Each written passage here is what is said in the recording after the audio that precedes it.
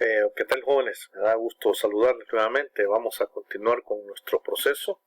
Hemos hablado de los diferentes tipos de reacción química, ¿verdad? Hemos hablado de qué son los reactivos, los productos. Hemos hablado de que es importante pues colocarle a toda reacción el estado en el que se encuentra inicialmente, que son los reactivos, establecer cuál es la relación para que estas sustancias o compuestos puedan reaccionar, y decíamos de que puede ser por combinación, descomposición, simple sustitución y doble sustitución. Vamos a ver ahora algo que tiene que ver con qué tanto se tarda un compuesto o una sustancia en reaccionar. Entonces ahí en su libro de texto aparece este tema que se llama factores que afectan una reacción química, ¿verdad? Entonces vamos a notar de que habrán seguramente algunos elementos de la tabla periódica que son que reaccionan más fácilmente ante la presencia de algún compuesto químico, ¿verdad? Ante la presencia de otro elemento, y habrán algunos que son más lentos. Algunos reaccionan más fácil ante la presencia de un cambio de temperatura, otros reaccionan más fácil ante la presencia de calor, ¿verdad? Pero en todos los casos vamos a identificar de que hay algún factor que de alguna manera es importante plasmarlo dentro de la reacción. Es así como vamos a hablar de eso ahora, ¿verdad? Bien, veamos.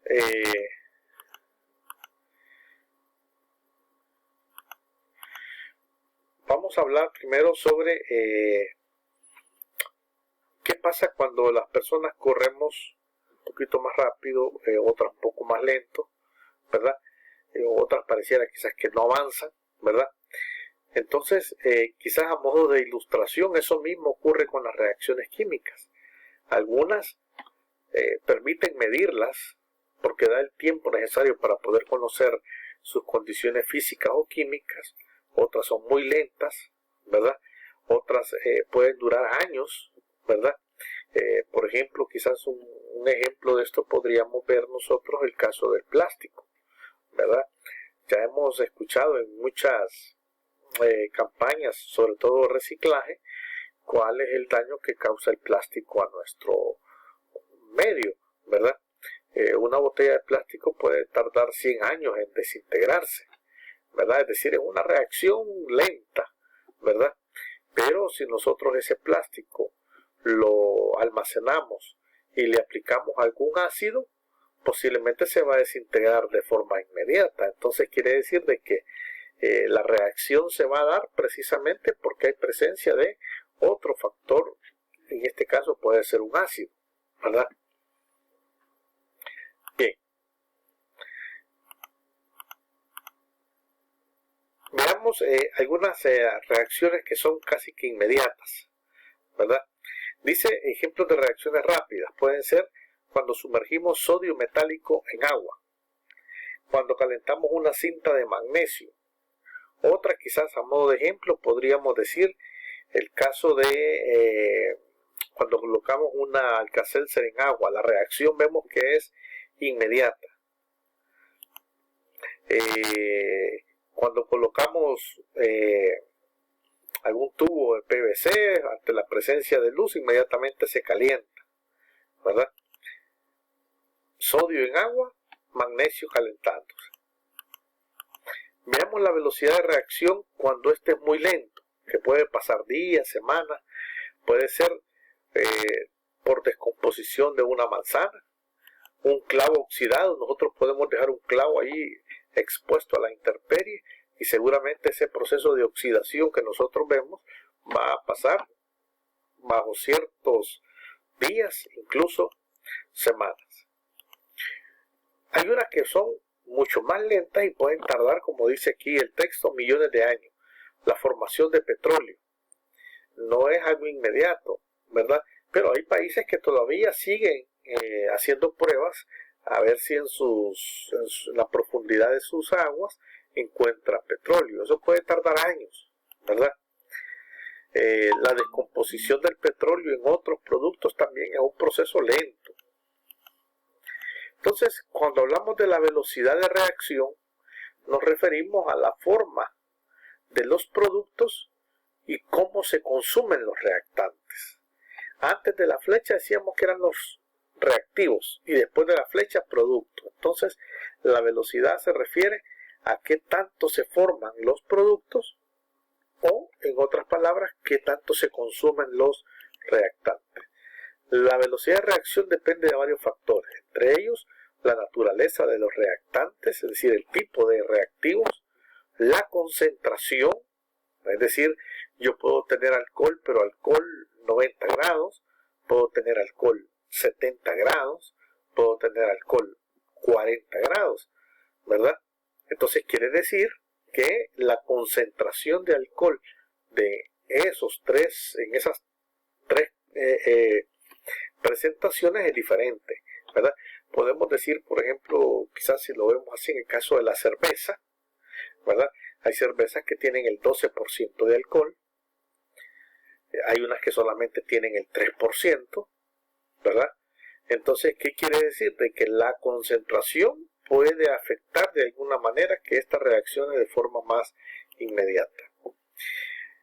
Otro factor que influye es la temperatura, es decir, si un compuesto o una sustancia química está expuesta a un fenómeno de temperatura.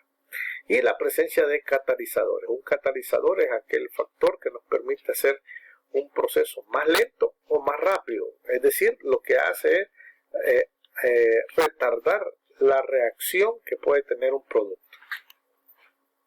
Bien, también vamos a hablar sobre la naturaleza de los reactivos. La naturaleza de los reactantes involucrados en una reacción determina la velocidad. Por ejemplo, la velocidad de oxidación del hierro es distinta a la de la plata, ¿verdad? Como decíamos, podemos dejar un clavo expuesto allí al agua, al sol, y este se va a ir oxidando. Tardará lo mismo que si nosotros dejáramos allí una moneda. Por ejemplo, las monedas comúnmente son de plata, ¿sí?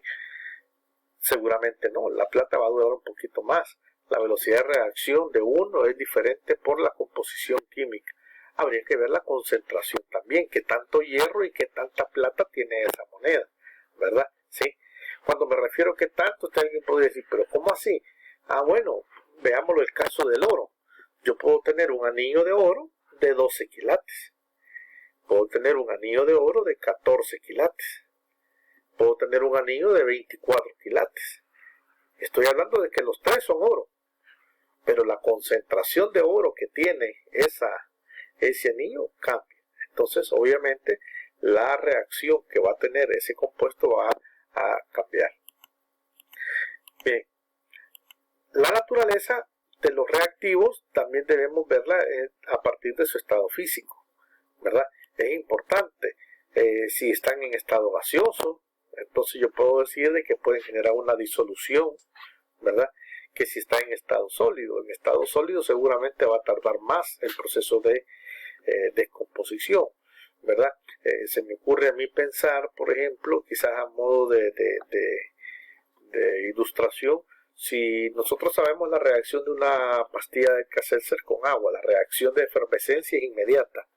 Ahora, y si esa pastilla la colocamos encima de un cubo de hielo, el cubo de hielo es agua, la composición química es agua, pero el estado en el que se encuentra es diferente. Entonces, si nosotros colocáramos una pastilla de Alka-Seltzer encima de un cubo de hielo, el proceso de efervescencia será el mismo.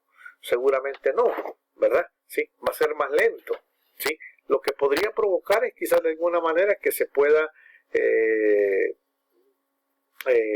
generar un proceso de cambio de estado más inmediato, pero el proceso va a cambiar. Vamos a hablar también sobre la concentración de los reactantes cuando la concentración de estos cambia. La velocidad también con la que estos van a generar un nuevo producto o una nueva sustancia también va a variar. Esto se debe a que a mayor concentración habrá más opciones de choque entre las moléculas. Por lo tanto, la velocidad de reacción va a cambiar. También vamos a hablar de algunos casos, como por ejemplo cuando encendemos el carbón para una parrilla. Si se aplica oxígeno con un cartón o con un secador de pelo, estamos aumentando la concentración de oxígeno, entonces más rápidamente va a encender el carbón. Podría ser una práctica, ¿verdad? ¿Qué es lo que estamos aplicando ahí? Un proceso de concentración de oxígeno, que lo puedo hacer con un cartón, ¿verdad? Estamos soplando ahí con un cartón, o que yo conecte una secadora de pelo y entonces estoy generando viento, ¿verdad? Estoy concentrando oxígeno, pero la velocidad con la que lo estoy provocando va a generar que el carbón encienda más rápido. Entonces ahí estoy aplicando de que la concentración de algo va a generar una reacción más inmediata. Por el contrario, si dejamos que el carbón encienda solo, pues se demorará más tiempo, ¿verdad? Porque la concentración de oxígeno es menor, ¿verdad? Bien, también es importante considerar factores como la temperatura. La rapidez de las reacciones aumenta conforme aumenta la temperatura, ¿sí? A mayor temperatura, seguramente la reacción puede ser más inmediata para unos, para otras va a ser lo contrario. A menor temperatura, la reacción va a ser más ligera. Si aumentamos la temperatura de una reacción química, la obtención del o de los productos se dará en menor tiempo. Esto porque a mayor temperatura aumenta la energía de las moléculas. Entonces aumenta su velocidad, los choques entre ellas y por lo tanto aumenta la velocidad, ¿verdad? Ya hemos hablado del caso de cuando ponemos agua a hervir. En la medida que el agua va alcanzando su punto de ebullición, nosotros vemos como puntitos, ¿verdad? Como que fuesen pequeñas moléculas de agua y estas se empiezan a mover más rápido, ¿sí? ¿Ya? Ese burbujeo que se genera cuando está casi llegando a su punto de ebullición el agua, lo que está generando es choque entre las moléculas que están ahí, ¿sí? Y aumenta la velocidad de reacción, ¿ya? Eso no pasa cuando está a temperatura ambiente. Bien. También es importante considerar el caso, quizás a modo de ilustración, porque esto nos sirve para que veamos nosotros que en el día a día nosotros nos encontramos con diversos fenómenos que tienen que ver con una reacción química. Por ejemplo, cuando se quiere hacer un pastel, si lo dejamos a temperatura ambiente, jamás estará listo, ¿verdad? ¿Sí? Pues hacemos toda la preparación, la masa, todo lo que requiera, pero si lo dejamos ahí a temperatura ambiente, seguramente nunca va a estar listo. Pero si colocamos el horno entre 150 y 200 grados Celsius, lo más seguro es que en un término de unos 40 minutos podríamos decir que ese pastel estará listo. Entonces, quiere decir que aquí la presencia de un aumento de temperatura provoca una reacción más inmediata. Bien, otro es la velocidad de las reacciones también se puede modificar agregando una sustancia llamada catalizador. Lo interesante de esto es que estos no se consumen, simplemente son un medio para que la reacción pueda generarse de forma más inmediata y podamos obtener los productos. Un catalizador aumenta o retarda la velocidad de reacción, afectando la energía de activación, que se convierte en como la energía mínima para que la reacción pueda tener un efecto.